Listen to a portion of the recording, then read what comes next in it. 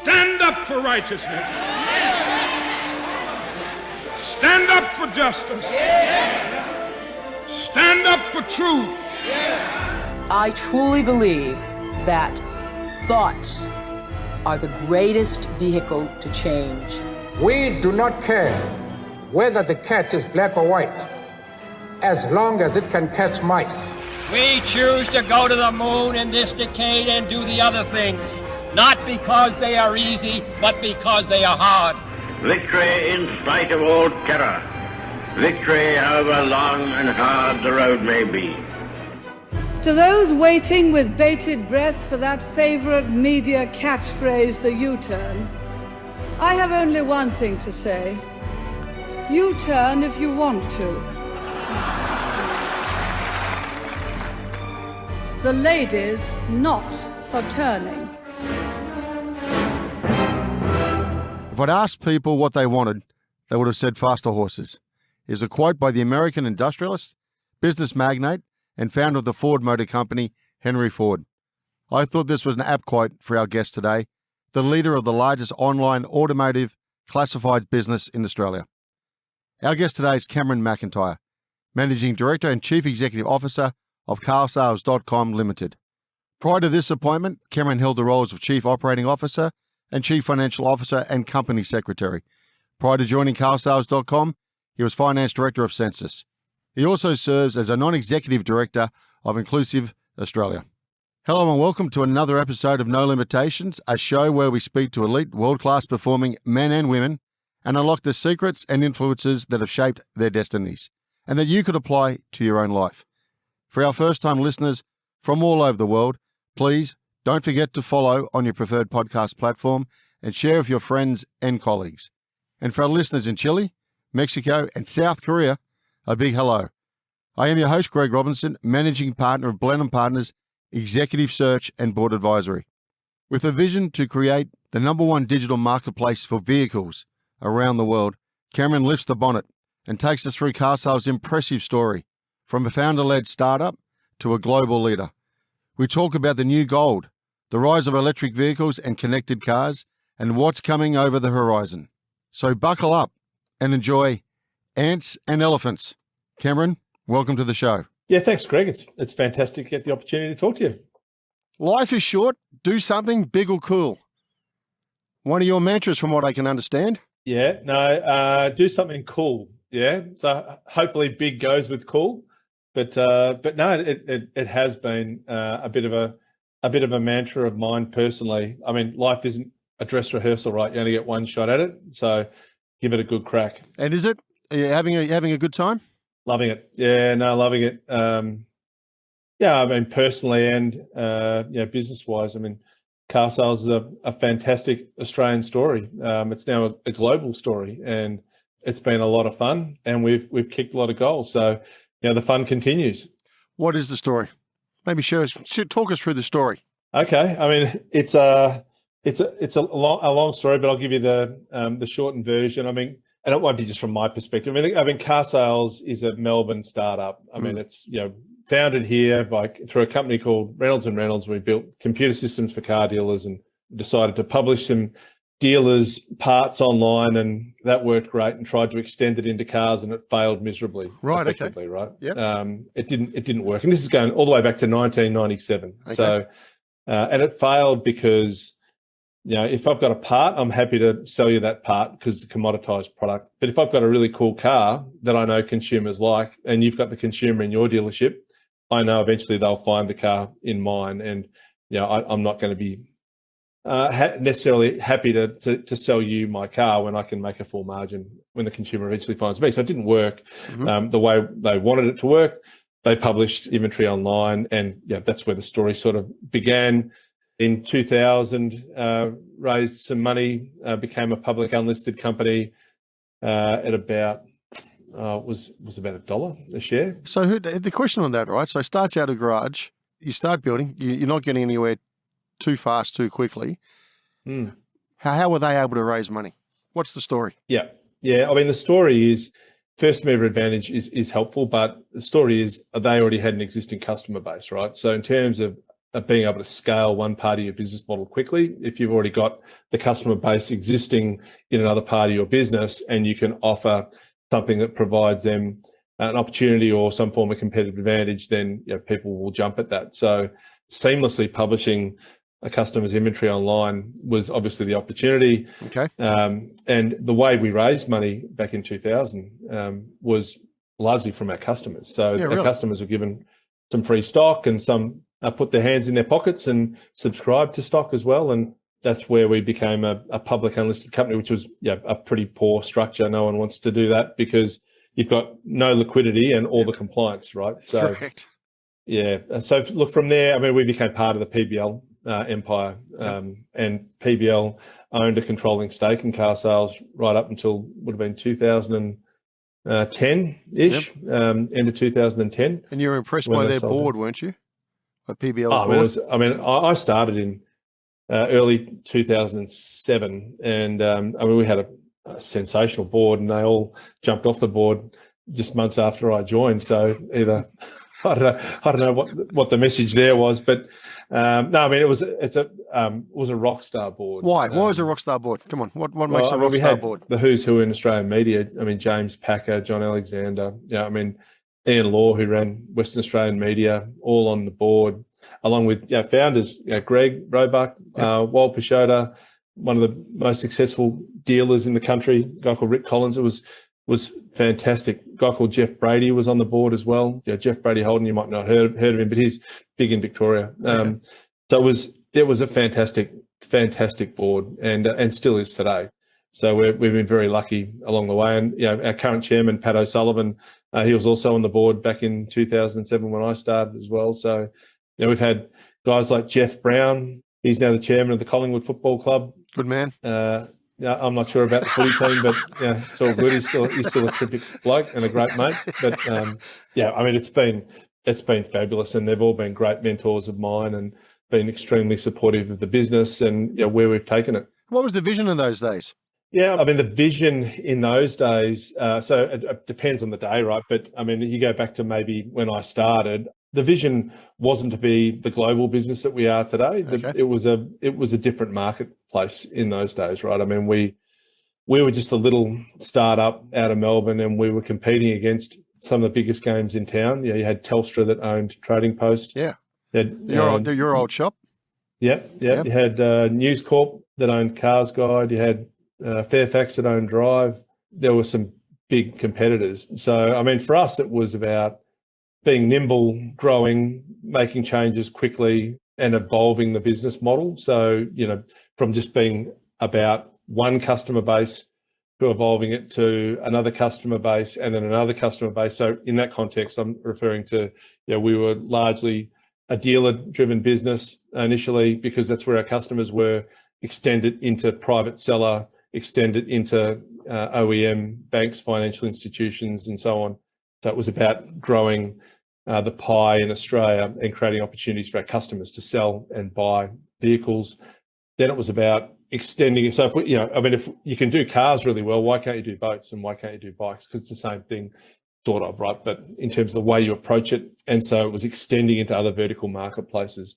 So the vision was clearly to be the number one marketplace in automotive in Australia, was the vision in the early days. Okay, and you're taking a punt.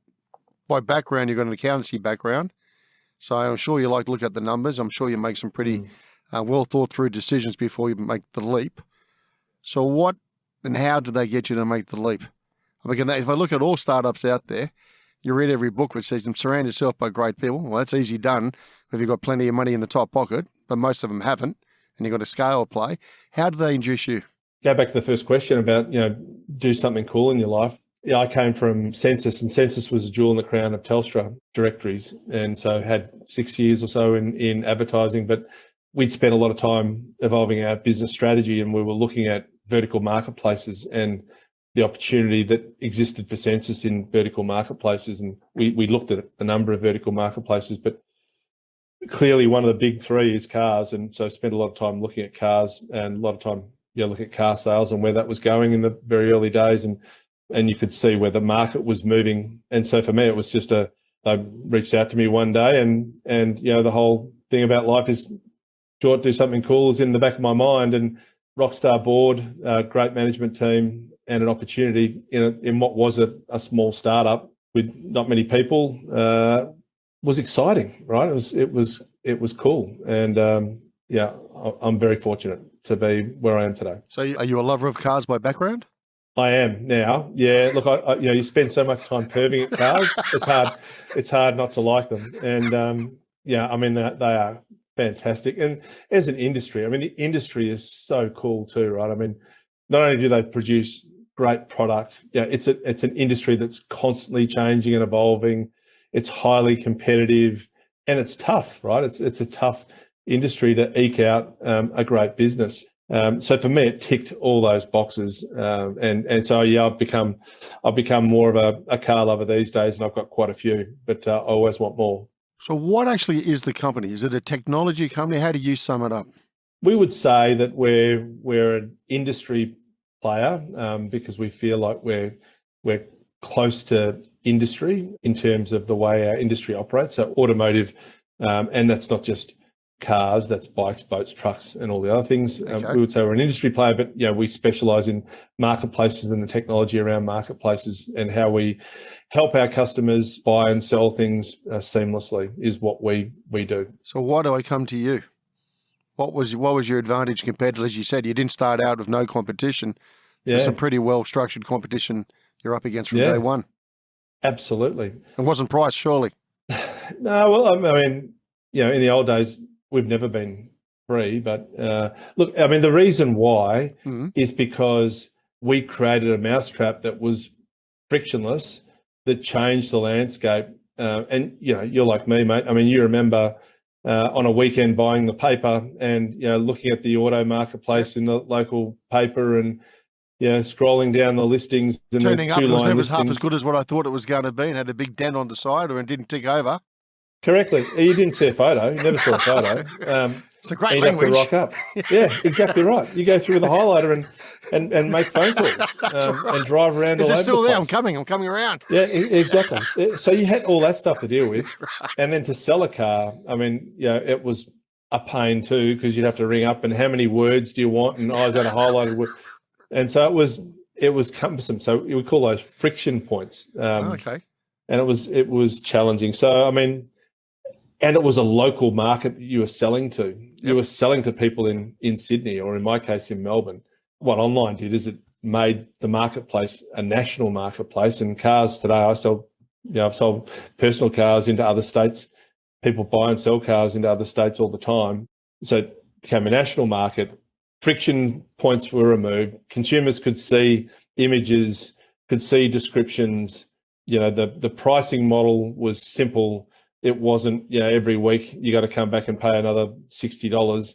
It's pay once, list until sold. So unless you get a result, we don't get a result. Okay, so there's an area of commitment then. Totally. So, I mean, it's just a much better mousetrap from a seller and from a buyer's perspective, because from a buyer's perspective, now I can see all the cars that are for sale everywhere around the country, and I can see all their photos, condition, et cetera, et cetera. So much better experience for everyone. How do you create that business? So you're talking about you've created a mousetrap against some really tough competition. The people you worked with, what's the culture from day one? How do you engender that spirit? You need people that have a learning mindset, Yep. have a mindset where they're prepared to move quickly, fail fast, but move on. They're prepared to do whatever it takes in the context of, I mean, you mentioned my qualifications as a finance guy, but I mean, I guarantee you the second I started at car sales, my job wasn't just finance; it was whatever needed to be done, and that was just the title on the business card. So it's being prepared to roll the sleeves up and have a go. I mean, so they're the sort of people that we look for as a business, even today. So and that's how you get from point A to point B and do it quickly. You need people that are prepared to do that. So where is the business today? What's the scale of the operations? Yeah, we have a very big business here in Australia. A bit more than half our turnover comes from Australia now, is Australian. But we also have a big offshore business too. So look, in terms of where we're at, big automotive business here in Australia, also big in other vertical marketplaces, as we mentioned, boats, bikes, caravans, trucks. But we also have businesses now in South Korea in automotive, in cars. There, we have a business in Brazil in cars. There, we have a business in Chile in cars, Mexico as well. And we also have a business in the United States that's in all the other stuff but cars. So really? RVs, caravan, camping, trucks, power sports equipment, et cetera. So the business has changed a lot. We still do the same thing, but in different markets. We still approach things the same way. It's about learning mindset, taking what we do well, evolving it, removing those friction points that talked about in terms of making customer experience better over time and improving that. We do that wherever we are. So the business has changed over time, but Australia is a relatively small market. Yes. We do sell about 1 million new cars a year here, about 3 million used cars, and there's many markets out there that sell a lot more than that. So it just makes sense for us. Where's next? I mean, next at the moment is the US. So we've placed a bet on the US. We love the market there. It's 16 times larger than the market that we have here. But isn't it 16 times more competition as well? No, I mean, if you look at the markets that we're in the US, and I never say never, but there's not a lot of competition in those marketplaces that we're in. So there's the Facebooks of the world, but that operate across the markets that we're in, but pure dedicated vertical competitors, there's not a lot of competitors in that market for us. Whereas if it was cars, it'd be a little bit different. So but we like that market. We've gone to shareholders, we've raised money, we've told shareholders what we're going to do with that business, and so we're going to do it. And so that's going to be that's the focus in terms of executing on the synergies and our commitments there. So that's where the energy's going at the moment. So we're not thinking about the what's next right now. So from the beginning, when you joined, what was it, 14 years ago? Is that right? 14, close to 15 now? Yeah, 15 years ago, going on 16. What's changed in terms of customer experience? If you're talking about, I mean, we have multiple customers. So the simplest one is private sellers. That's the one you and I understand, right? Going and selling our stuff online. I mean, the customer experience there has evolved a lot.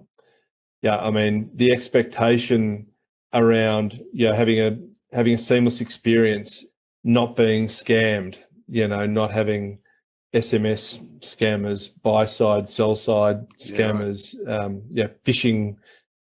These are all issues today that weren't issues 16 years ago. So as a business, we're very focused on that and making sure that our customers don't get bothered by that, and they have a clean, frictionless experience. Other things are like these devices. About 16 years ago, we didn't have those devices. Now, you can create an ad in about 2 minutes using a mobile device, snap and sell, we call it. We have now got capability in the artificial intelligence space that facilitates identification and matching of various things that didn't exist 16 years ago. Consumers expect more from us today than what they did 16 years ago. And that experience continues to evolve. I mean, as people get more comfortable trading, buying and selling online, e-commerce wasn't really a thing 16 years ago. It wasn't a big thing.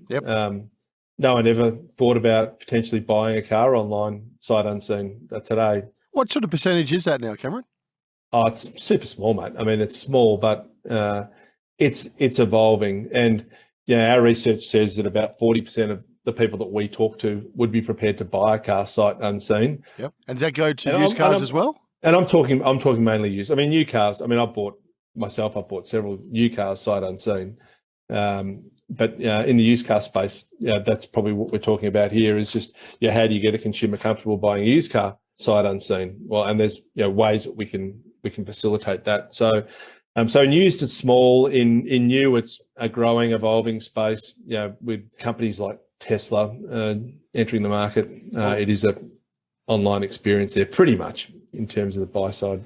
Well, I had a chat to Barry before he came out, our technology man. He said to ask you a little bit about what's happening in terms of the virtual reality buying through Yeah. my phone and sitting there looking at the dashboard. And the next Yeah. part, you talked Tesla. You said, ask Cameron about the whole digital twins experience as well and what I can get from that and how they've changed that landscape. Is that overplayed or what do you see there? No, so what does he mean by digital twins? Well, he's talking about how when you buy a car at the moment that the research is kept. For example, when I purchase the car passed on, every bit of information is already stored, i.e., Yeah. I've changed the So he's spark talking about plugs. connected cars. Correct. Is that what it's Yeah. called now, is it?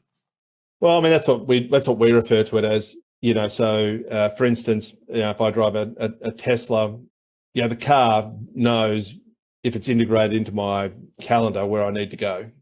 It knows my driving history. It knows how I've driven the car. Have I driven the car appropriately or not? And therefore, Hopefully inappropriately sometimes.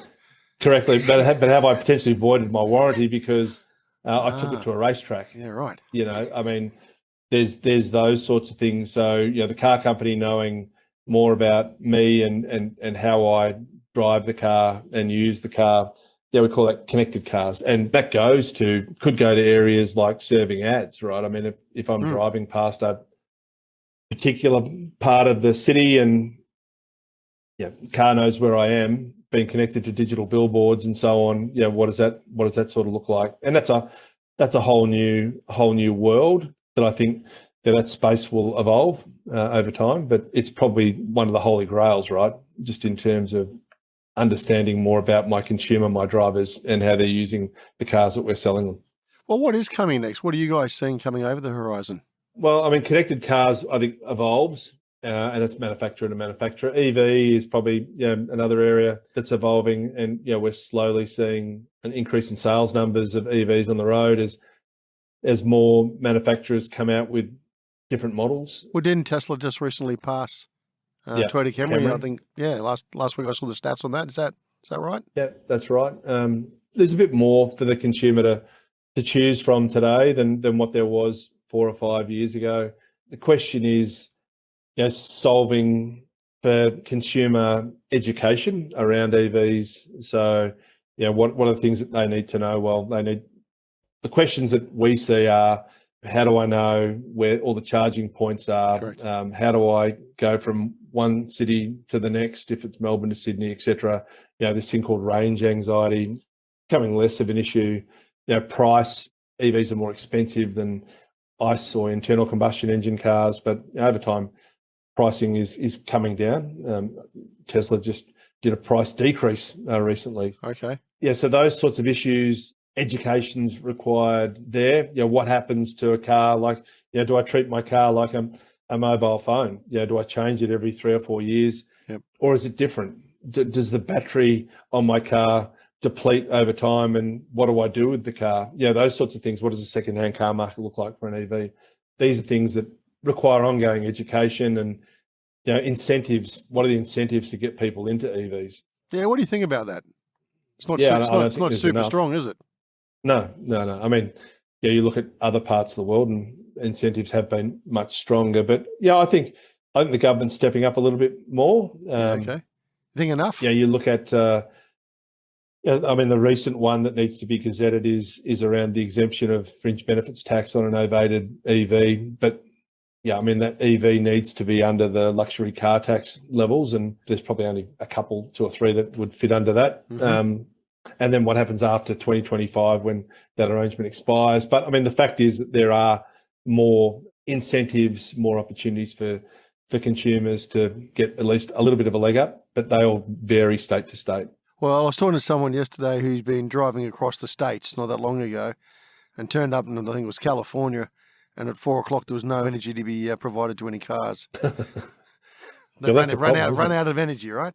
So you're talking about the infrastructure there. The other part, what's the story here? So if I drive a Tesla, but if I drive a different car, I can't use the same power station, can I? I mean, you can get adapters. So I can buy an adapter. So if I had a Porsche and a Tesla, I can still charge, I believe, either. Okay. I don't have a Porsche and a Tesla, but not yet. Not yet. No, but I know people that have, and they can charge them both. So Tesla have their own network of chargers. the likes of ChargeFox and others, which are other networks, they're quite agnostic, right? So they don't care what make of car is on their charging stations. They just want to get paid. So they make them as agnostic as they possibly can. Okay. From what I heard, you talk a lot about data. Everything's built around data. Is that where the thinking comes from? Data to us is like, you've heard probably people talk about, data is the new gold, right? I mean, it really is. If you know how to mine it. If you know how to mine it and you know what to do with it, it's terribly valuable. So, I mean, the sorts of things that we would think about in the data space are, I mean, we own a business called Redbook. So that's about vehicle specifications. So it's about knowing what the specifications are of the cars that are on the road, to make cars easily identifiable for our customers and consumers. Mm-hmm. Other sorts of data are pricing data. Knowing what something's worth is extremely valuable to buyers and sellers. Knowing where the market's at, and if you thought of us as being like the ASX for cars, understanding what things are being traded at any point in time is valuable to have. So I mean, your data is really important. Okay. And entrepreneurism. So you came from, I think, did you initially start out at BAT all those years ago? Oh yeah. Okay, so you come from an established organisation, and I think historically it was pretty smart steps that you took, and then you've gone into an entrepreneurial play. What's your thoughts? One, you've seen it, but what's your thoughts on those who are thinking about making a move in that space? And more importantly, what's your thoughts on the Australian business psyche in supporting startups? Look, I think, startups, a lot of fun. If you don't go broke. If you don't go broke, and that's the issue. And lots of startups go broke. And we have startups inside car sales as well. So you don't have to be, you can be an intrapreneur as well as an entrepreneur. So, I mean, I think it's incredibly exciting. I think, Australia's an entrepreneurial country. We have some great world-leading businesses, and I think we should have more of them. So I'd encourage more people to take a punt and have a go at a startup. But we don't all get the rock star boards to start with. No, right? We were lucky, and many of our peers were lucky too. But that's not often the case. But the fact is that there's some great startup businesses out there. But I think the last 12 months or so have been a little bit more challenging with funding and interest rates going the way they are, and but that's cyclical. Mm-hmm. And I think that will come back. But we have a great ecosystem here in Cremorne, which is where a lot of the larger tech companies are, at least in our area. Okay. It's an ecosystem that we're trying to develop. So how does that work? And is that sharing of ideas, or what does it actually mean? I think I look at it from a number of different perspectives. I mean, Cremorne sort of sits inside or around Richmond, and it's about 1 kilometre by 1 kilometre. It's really quite a small space, but inside it, you've got ourselves and REA and Seek and MIOB and a lot of other tech companies. Mm-hmm. And so the way I sort of see the precinct, I see it through a number of lenses. So one being just around talent and how do we attract talent. It's what we're all chasing, talent, but how do we attract talent as a precinct? How do we make Cremorne a precinct where tech people want to work? So there's that angle. So bringing people into technology, but doing it in a better, more structured way, where we're not necessarily falling over each other for the same person. And that's what happens, particularly at the moment, because the demand and supply dynamics for tech talent have been out of skew. So that's the first one. The second one is, how do we build an ecosystem for new businesses? Yeah. Okay. How do we bring capital into the precinct where startups are encouraged, and these are ultimately potentially businesses that the larger companies may acquire over time, or they're businesses that where new ideas are created, which then become attractive for more people to want to be part of the precinct. So for me, that's another element too. But from a state perspective, Victoria, hammered by the pandemic, and how do we create precincts that are attractive to bring people back in to close to the city as well. So as a precinct, it's something that we're working on. tight market, tight labour market. It is, mate. Yeah. So, well, more than anyone. Absolutely. Well, 3.5% unemployment. It's very, very tight. Yeah. Are we getting the calibre of individuals coming through at the universities teaching the right things these days? Like, I guess looking at the future of Australia, how are we headed in that space? Yeah, I mean, so we're part of the Tech Council of Australia, and the million jobs in tech is one of their key focus areas, and totally agree with that. I mean, if there's one thing we've learned over the last 2 or 3 years, any company that thought they weren't a tech business has got it completely wrong. Every company is a tech business. You've got to have a tech capability, and so what that does for businesses like ours, it just makes our talent shortage more acute.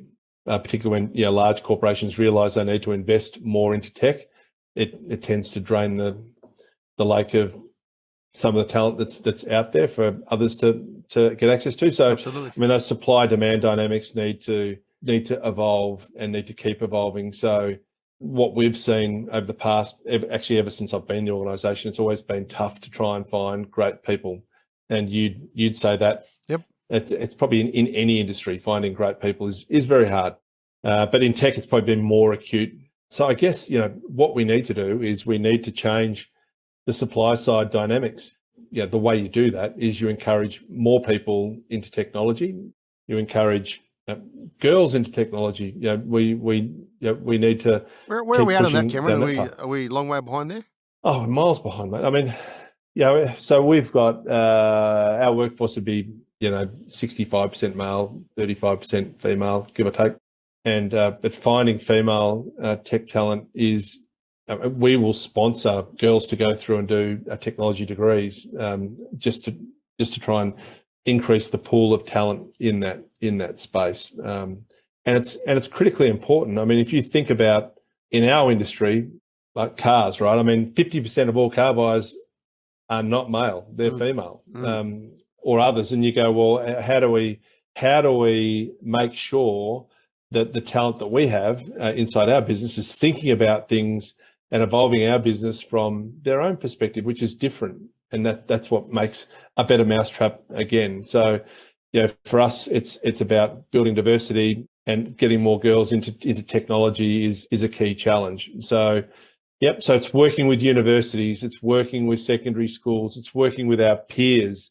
It's working with government, and with the Tech Council, we create a better environment, ecosystem where we all get to reap the benefits of that, and allow technology as an industry to grow in this country, which it will. Where do you see it at the infancy? Are we starting to see some maturity? What do you see? I think we're all aware. I mean, part of the issue is becoming aware of the issue, and I think there's a heightened awareness of a lack of talent or opportunity for more talent.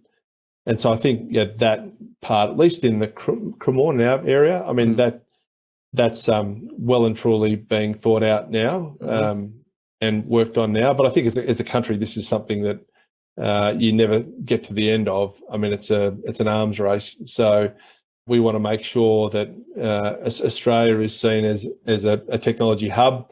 Okay. And businesses, like ours and so on, are looking to employ people here in Australia, because it's also relatively easy to go to other markets as well and build centres of excellence there. But for us, that's not necessarily the right outcome. So we want to make sure that we're evolving our tech talent here. So it's working with industry, government, and tertiary education that I think gets us there. So if you look at all the other countries you have the opportunity to travel and see, which ones get it really right? In tech? Yeah. I was just talking to someone before I jumped on this call, and we were just talking about our sophistication and maturity as a business, but I actually think we bat above our weight. I mean, if I look at our peers around the world. So I go down to Palo Alto or California, am I? Mate, we are right up there. Are we really? Absolutely. I mean, in the areas that I look at, which is digital marketplaces. Yep. Absolutely. We are top. Scandinavian countries? Yep. Yeah, right. Yep. We talk to peers everywhere in terms of our thinking and evolution, in terms of our use of technology, in terms of the sophistication of our marketplaces. I mean, digital sophistication. I mean, we are we are right up there. And I'm not surprised. I mean, because Australia tends to be as Australians, we tend to be early adopters of technology, right? In that digital space, we are leaders or with the top. All right. So if I look at your scenario that every company should be thinking about being a tech company, how do you get the advantage then if we're all doing it or should be doing it? Every company is a tech company now. I mean, they've got to be. I mean, you can't. So what's going to give you the edge? What's going to give us the edge? Yeah, if you're up against another tech company, what's the edge then? Yeah. So how do we stay ahead of the game? Okay, several things, right? So the first one is being focused on incremental change. So as a business, we need to be continually changing and evolving. It's those 1% changes that you need to be making all the time and thinking about. So are we doing that? Yes, we are. We're always thinking about that. How? But how are you doing that? Through incubator labs or how do you do it? How do you create that sort of mentality or DNA as part of the culture? I think it comes with the culture. It gets a little bit harder as you become a bigger business, of course, but people are encouraged to, I mean, we do hackathons and all the rest of it.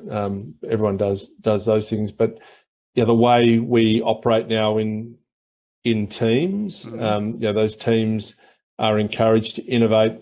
They have a degree of, a pretty high degree of autonomy as well. So we empower our people. We don't, we set the direction of the business. We set the ambition of the business and where we need to head, but we empower our people as well to make those changes that we need to make and evolve. So that's how empowering your people, having great people, setting a good direction and giving them the tools to make the choices that keep the business evolving in the right direction. That's how you get the 1% changes. How much time do you spend on looking at the competition then?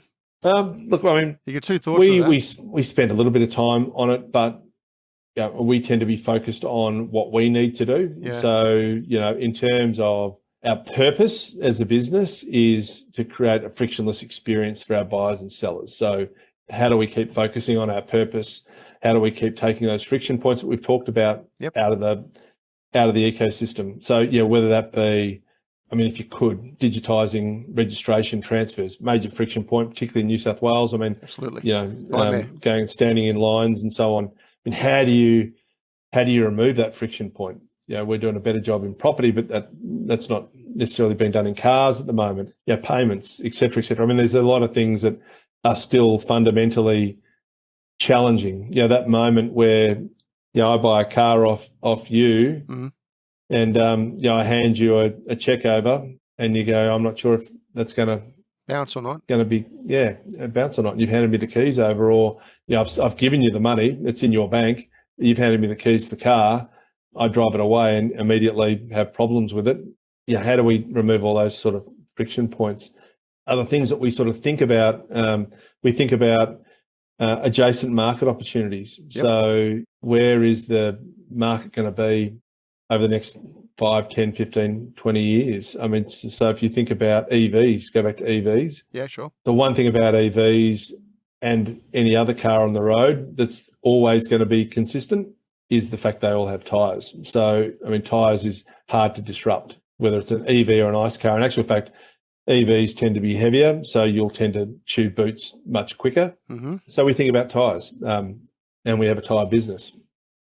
So it's placing bets. We have a business called Placey now, which is a mobility marketplace play. It's placing bets based on where you sort of see the future being as well. Mm-hmm. So it's making those 1% changes. It's placing bets. It's thinking about where the market's going to be in 5 to 10 years and making sure you've got coverage, looking at adjacencies and so on. And then we think about geographies and transferring intellectual property and technology between those. Is how we continue to grow and evolve. You're listening to No Limitations with our special guest, Cameron McIntyre. In our next episode, I sit down with Matt Allen, co-founder and co-chief executive of Tractor Ventures. What I've seen, and I personally had this thing, is when I did all those secondaries and paid my mortgage off, my ability to start Tractor went up infinitely because I didn't have to worry about, my current state. So that is the big long-term Tractor. We'll have $1 billion of funds under management. We'll have an equity fund that helps Tractor founders do what they want to do, and the debt fund that helps them use that to grow their business as well. And now, back to the show. So how do you lead in a tech company? You're the number one.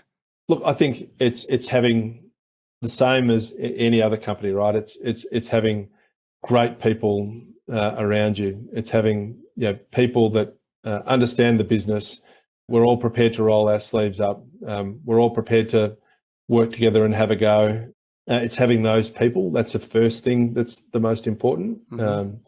And having a mindset that's around growth and how do we continue to grow. But a tech company is like any other company. You have inputs, processes, and outputs.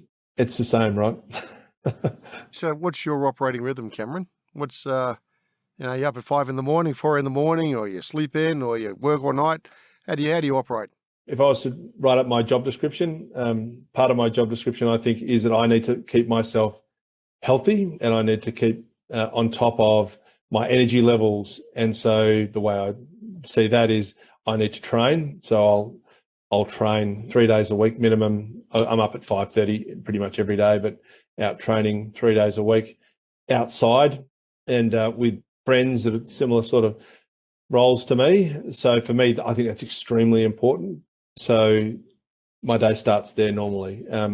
Because we're a global company now, my day starts a lot earlier than what it used to. Yep. So I'm normally in meetings now pretty regularly at sort of 7 a.m. in the morning is when the day starts, because on the other side of the world, it's in the afternoon. Yep. So there's going through that. For the rest of the day, it's dealing with operational issues, thinking about strategy, thinking about where we're going, maybe customer issues or opportunities, etc. That tends to be it. Working with stakeholders, whether that be the board, whether that be shareholders, which are extremely important and supportive of us. There's a variety of things, but tend to start early and finish pretty late most days. So what's the growth quotient you talk about? Growth quotient? You refer to as the growth quotient, and why is it important? Yeah. Growth quotient, by definition, is, the way I think about it, is PCP growth, right? So revenue and earnings this year over last year, what percentage does that look like? That's growth quotient, I think, by definition. So, I mean, that's important because, we see ourselves as a growth business.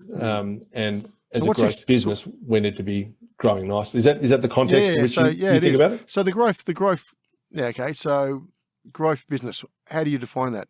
What percentage is growth? Like when, this day and age, is that acceptable or is that, business? Yeah. And then, I mean, so we go, growth to us has always been, high single digit, low double digit.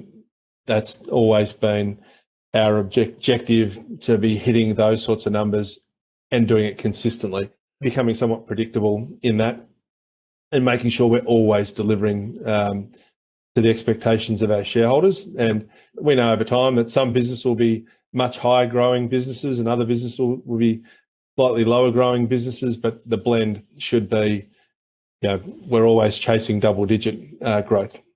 Okay. For me, that's a growth business. Okay. What are you worried about then? Always worried about growth. No, it's every year you got to find. I know, it's hard work. The next, $40 million, whatever that, $50 million, whatever that looks like. Every year you got to go, okay, so where's this year's $50 million coming from? What are the new products we're taking to market? What are the new markets we're looking at? How are we going to continue to grow? How do we manage our cost base? Those sorts of things are extremely important. So, a lot of thinking goes into that. You start with your business strategy, you move through, where all your opportunities are, where all your initiatives are, and you focus heavily on the execution.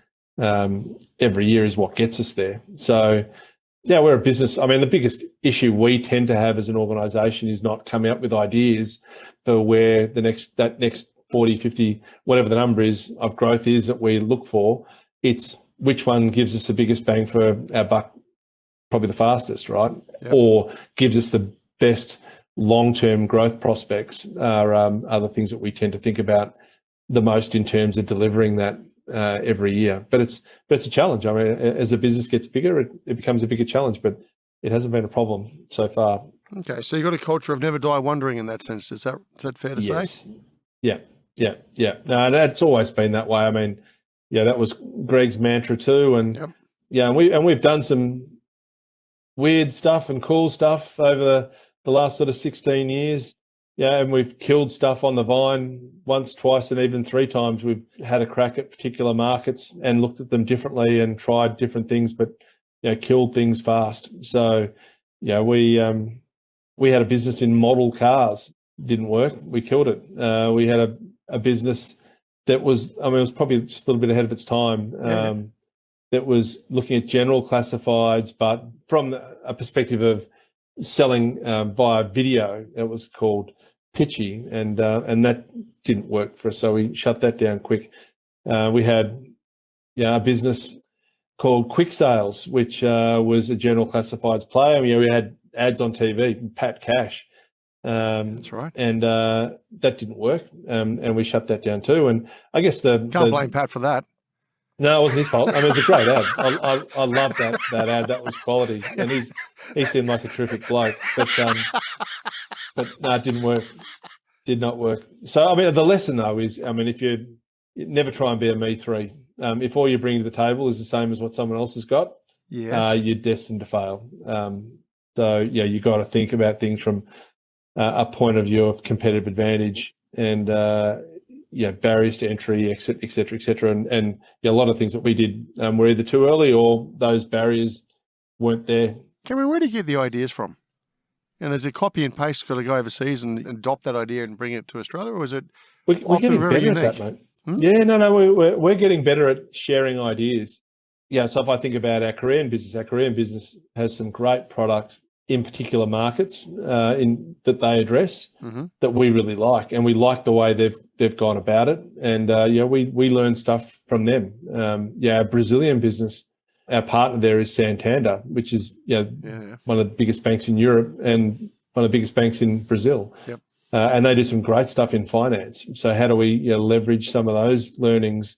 But it's exchanging of learnings. What we do here is in our media business, and the way we've thought about our media strategy has evolved a lot. And our peers in other countries learn a lot off us and then can take those things to market as well. So there's a lot in terms of growth just by sharing ideas. One of the biggest things, which is a long-term opportunity, I think, for everyone, is just how do you move to transactions? How do you get consumers comfortable, people comfortable buying and selling cars online? How do you create the right tools for that to occur? So, for us, that's something that we're highly interested in as well. And some countries are more advanced than others, so there's always sharing of ideas and thoughts in that space too.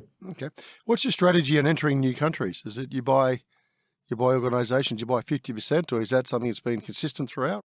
Look, I think our strategy's changed over time. So if you go back, what are we talking? Probably 12 years ago now, when we IPO'd the business in 2009, and we had a great Australian company. We started to get approached by offshore companies looking to partner with us or looking for us to become strategic investors. Okay. Our perspective is very cautious. We want to make sure that we're doing it slowly, very cautiously. So initially, for instance, our Korean business, we spent probably the best part of, I reckon it would have been 3 years building a relationship with the SK Group in South Korea. And SK is a conglomerate in Korea, second largest company, I think, in South Korea. Yeah, right. Building a relationship with them, building rapport. They get to know us, we get to know them, et cetera, et cetera. And then we acquire a minority stake.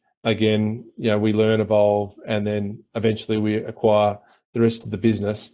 I think that's tended to be the approach, but that isn't always what's on offer. And over time, I think we've become a little bit more confident in terms of those opportunities and what we bring to the table. For one, the bandwidth that we have in terms of executing on those opportunities, and the track record and trust of the market to know that we will deliver on that based on what we've done in previous markets over the last sort of 10 years now. So I think they're all the things that we think about, but it's also making sure that we're not biting off more than we can chew, right?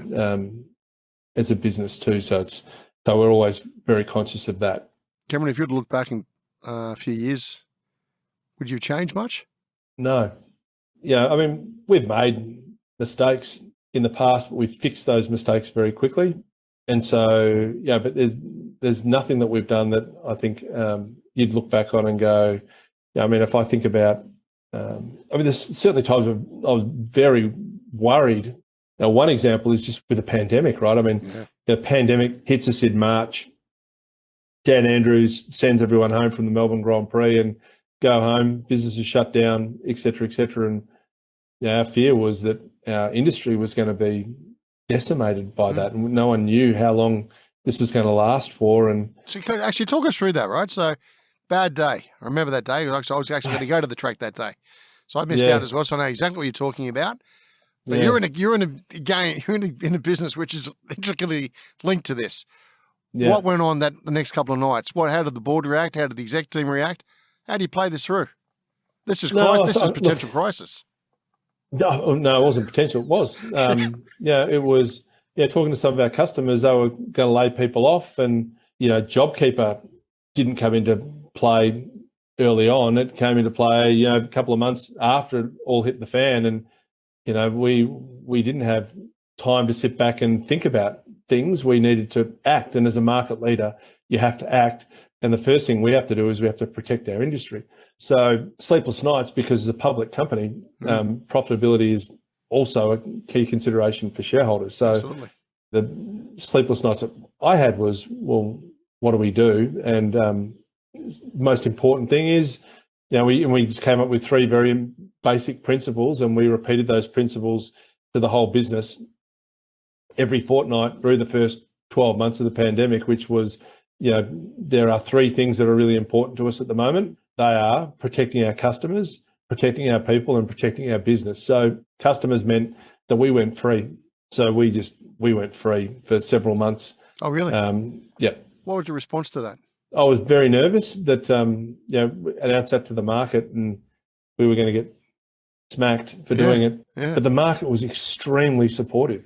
Yeah, okay. Extremely supportive, because it's a long-term action. It's an action that's not about now. It's not about tomorrow. It's about protecting the long-term viability of industry. And it goes to the belief that we're a long-term participant, and, it's doing the right thing by your customer. And the market was very supportive of that. Big bet. Big bet. Yeah. Yeah, big bet at the time. What did you learn about yourself during that period then? You're in charge. Pretty lonely there at the top, as they always say.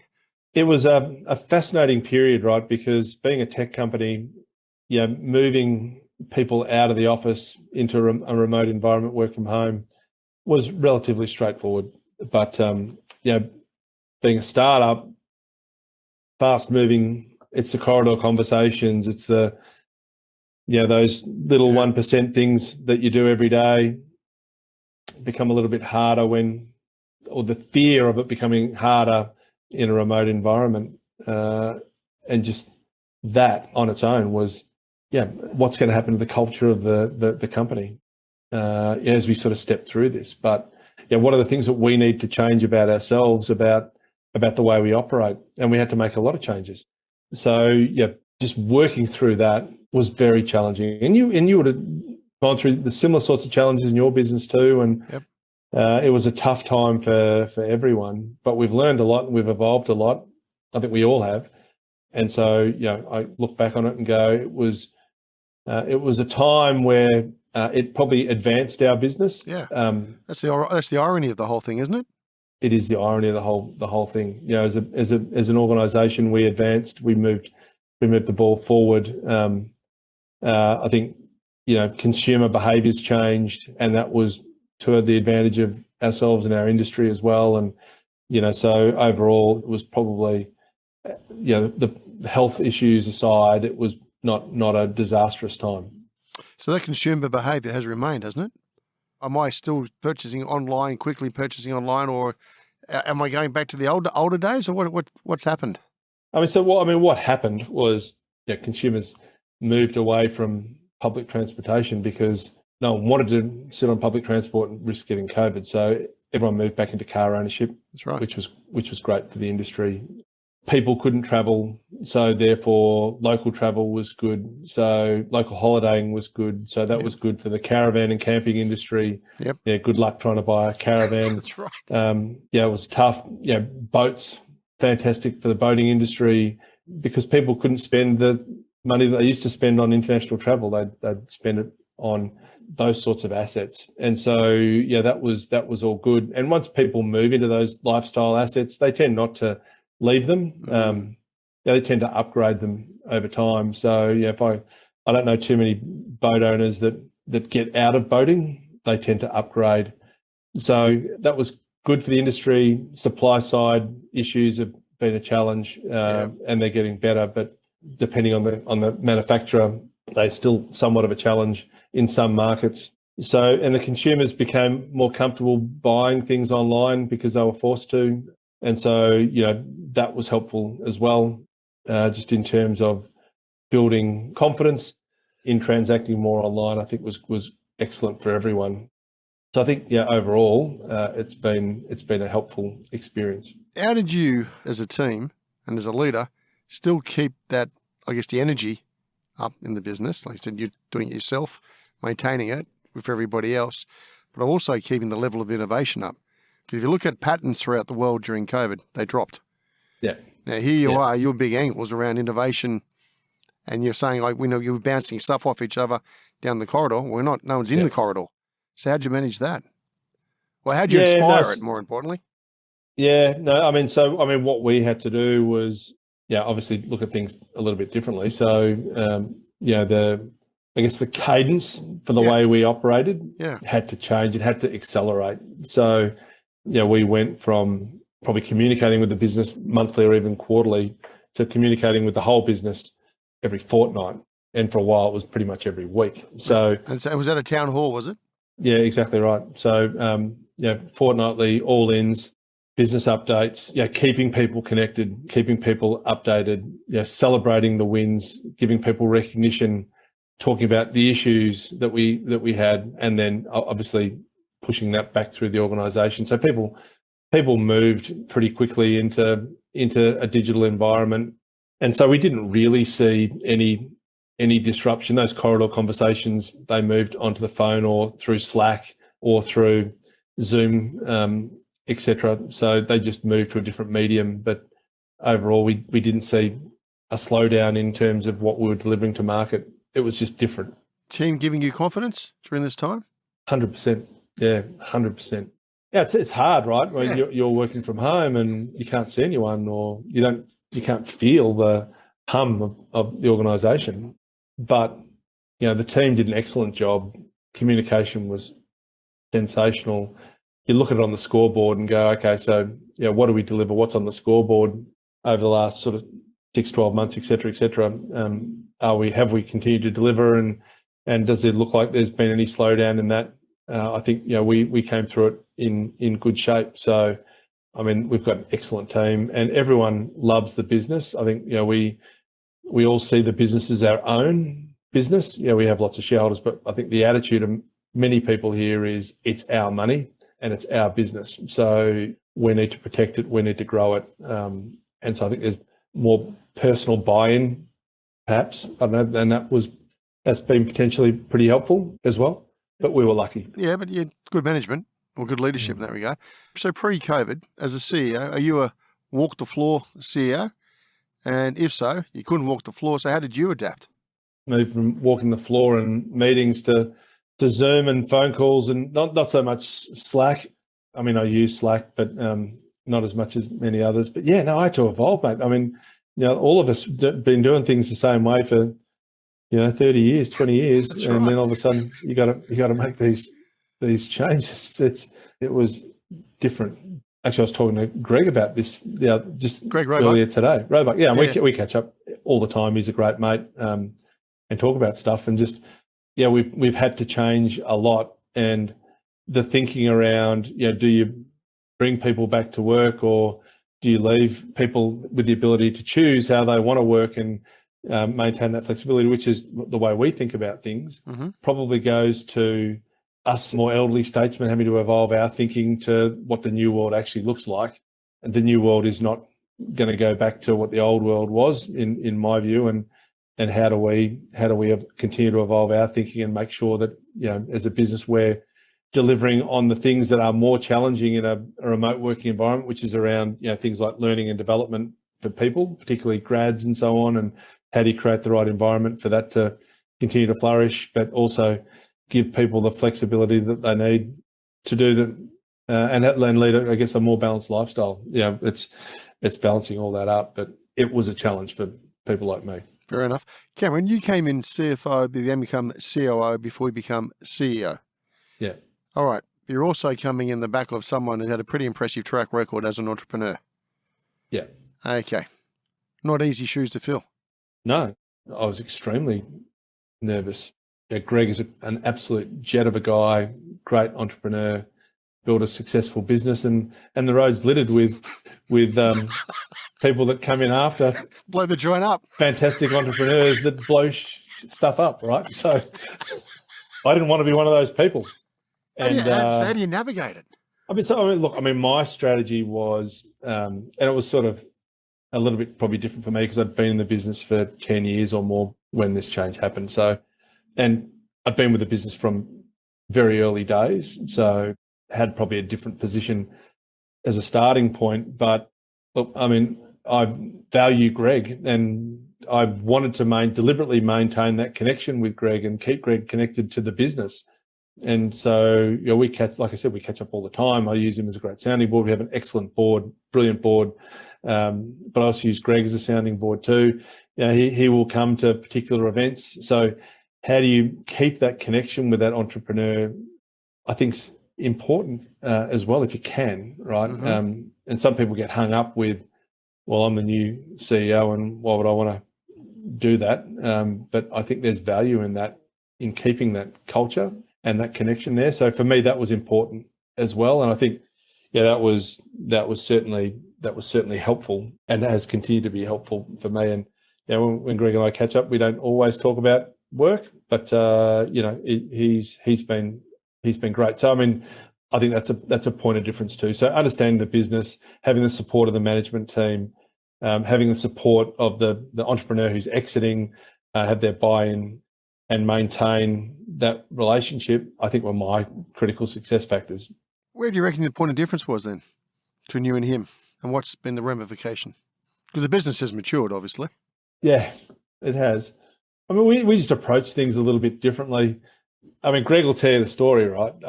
One of the stories was when I first started, there was, 60 of us in the business. I reckon it was about that. And one of the first things he was spending a lot of time on was whether we should buy another photocopier. And I said to him, mate, why are you looking at this? Why are you focusing on the ants while the elephants are walking past? Let's focus on the big picture here. You need to be focused on the big picture. Let me deal with the photocopier if that's an issue. And I think, it's his baby. He started, he's going to be focused on but to scale a business, you can't scale a business by being focused on photocopiers. But he evolved, clearly evolved. But Greg and I are pretty similar in many respects. There's not too many things that we would each do differently. So I guess there's probably not a whole lot of difference. He might tell you something different, but I think we're pretty similar in the way we've approached the business and got it to where it is today. Cameron, if I was going to look at all the entrepreneurs out there probably listening to this, or companies which are going through regrowth or whatever it's going to be, how do you scale? Yeah, everyone talks about it, but not everyone can do it. Yeah, it's hard. Scaling up is hard, and it's always trying to be ahead of the curve. Yeah, and it's making tough decisions. So look, I guess if I think about us as a business, scaling for us was about taking a risk, investing, making investments, making smart investments, not betting the farm as you're scaling up. So, I don't know what that might look like, but, punching a whole lot of money into an advertising campaign that, puts your working capital under pressure. We're not talking about Pat Rafter again, are we? I'm talking about Pat Rafter. Making smart decisions, not betting the farm, placing bets, seeing how those bets play out. The bets that look like they're getting traction, keep feeding them. The ones that aren't, kill them quick. Getting ahead of the curve, acquiring talent. We went through a phase, and we probably still would do it today, but we would hire people into the business not with a specific job. We'd go, we want you because you are talent, and we know based on where we're going that you'll find the right role inside the organisation, given the sort of person that you are, and you'll grow into it. So jump on the bus. We hired a number of people just based on them being talent without a specific role. And how's it worked out for them? Well, great. I mean, some of them are still here. So I think it's worked out well. I wouldn't say there was oodles of those people that we hired, but it was a deliberate focus of, I think this person will be great. They'll find their way inside the business and grow into it. So it's taking a risk on people as well. But it's a challenge, right? And it's not easy, but that'd be my tips. Where do you reckon, from based on your experience, what's the difference between the entrepreneurs succeeding and scaling up and those who just don't quite get there, from what you've seen and experienced? I'm sure, like you said, I'm sure you've observed other competitors have come by the sideway. So part of it is it's my baby, and this is the way I founded the business, and I'm comfortable. Good point. With it just being this, whereas the opportunity might be far greater. But as an individual, I've got it to this point, and I'm comfortable here, and it's having the energy, I guess, and the ability to take it to the next level. As an entrepreneur, I might be comfortable, not having too many people in my organisation because I might be an introvert, and you get that too, right? And that limits the ability to scale. So how do you take those next steps can be a challenge. So I guess, the ones that, we buy and we've bought small businesses that have been founded by entrepreneurs. And I'd say the ones that work and the ones that don't work so well, the ones that work well tend to be led by entrepreneurs that, one, are passionate about the business, but see the bigger picture and want to participate in the growth of the organisation, don't get fixed on one particular idea, and are open to change, open to input from others outside of their own ecosystem. And they've tended to be the ones that have done well. They tend to be people that are people-focused as well. And the ones that haven't gone so well for us are probably the ones that are not so people-focused and aren't prepared to scale, or just are stuck in their ways, or they get to a point where they get stuck. Yeah. So I think that tends to be the things that I would have observed over the last sort of 16 years with startups. Role of the CEO, and they're all different. How do you see your role? So I think my role at Car Sales is, so I'll go through them all. One is it's about developing talent, developing a pool of talent inside the business so the business can continue to grow and evolve. So, succession at all levels, et cetera, and working with the board on that. It's about building strategy that motivates people, gives us the growth opportunities that we want to deliver on, and creates value for shareholders. It's about being at the right place at the right time to support the business in terms of decision-making, dealing with challenges and issues that we deal with, and removing roadblocks. They tend to be some of the larger areas, and just making sure we're delivering, stakeholder management, et cetera, et cetera. What's next? I mean, for me, I mean, it's, I've had to, I mean, as you'd expect, I've had to evolve. I mean, 16 years ago, it was hands-on.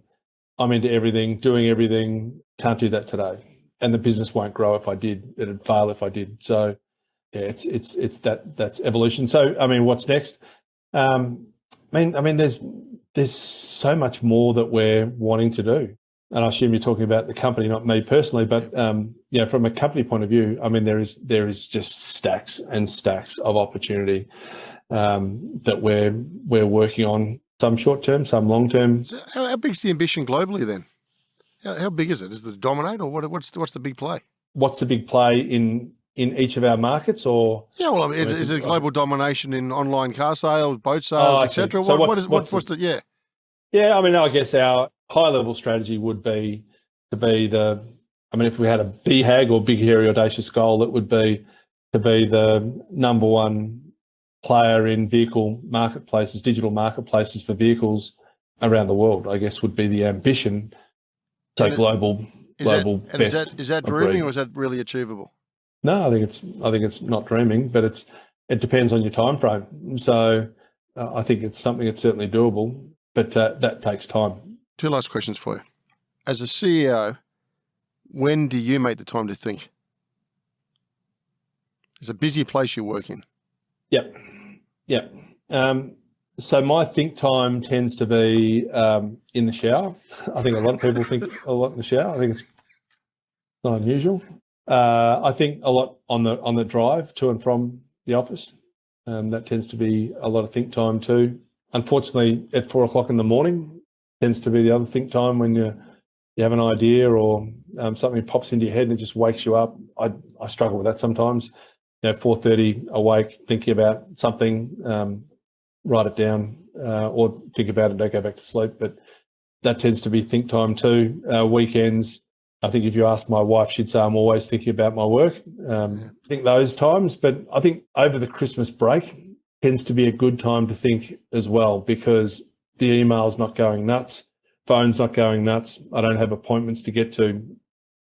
And so you've got good downtime and you get the chance to think about 2023. And, last year I said to all the team here, come back from holidays, I want to know what your goals are, your personal goals and your work goals, how you're going to think about what you want to get out of 2023.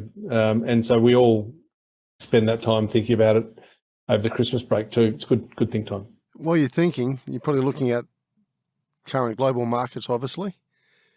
What are you seeing out there in terms of customer sentiment? What's your thoughts regarding interest rates? What do you think the impacts are going to be? Are we coming to a slowdown? Are we going to be okay? Coal's up, iron ore's up, gold's up. Are we going to get out of it? What's your thought? I'm a glass half full sort of person. So look, I think, so if you look at unemployment, does everyone have a job? Everyone has a job. Yeah. Lowest unemployment, pretty much on record. Super hard to find people. Does that continue? Yes. So I think that continues. While people have jobs, people have money to spend. So I think that part A is good. Interest rates do have an impact on the way people consider, purchasing things. Yep. I think interest rates continue to go up. You think so? I think so. Yeah, I think they'll go up in the first half, but I think then we stop. Just based on what we're seeing in other markets like the US, interest rates historically have tended to go up at a reasonable pace, but then come down really quite quickly. So I think we'll see interest rates continue to go up a little bit, but I think the pace comes off at the end of the first half. My call is we avoid recession for sure. Okay. You've got the energy market, China coming back online. Yep. That's all good for exports. So hopefully that stays that way and we navigate our way through this. But I'm bullish. I think first half of the year might be a little bit challenging for some, but the second half things get a whole lot better. Okay. And on the political landscape, without getting too detailed, is business and politics working well enough to encourage more risk taking in this country? There's always opportunity for more, but I think we're in a reasonably good space at the moment. So I think with where we're at, there's a lot for us all to be working on, and I think we're in a good space politically in terms of impact to business. Fair enough. Now, if you were to look back at that young man all those years ago joining British American Tobacco as a young accountant, what advice would you give him now? I'd say enjoy the journey, right? Enjoy the journey. I think, we all take life very seriously, take our jobs and what we do, our professions extremely seriously, and that's all good. But I think a lot of us don't tend to step back and stop from time to time and smell the roses and just realise how good we've got it as a country, as individuals. We are in the lucky country, and I think if I was to look at myself when I was 21 or 20, I would appreciate a lot more of what we have here. I think, we're exceptionally lucky, and I would smell the roses a bit more. Fair enough. On that one, Cameron, thank you very much for joining us today. Fantastic, mate. That was great chat. Thoroughly enjoyed it. All right, you've been listening to No Limitations.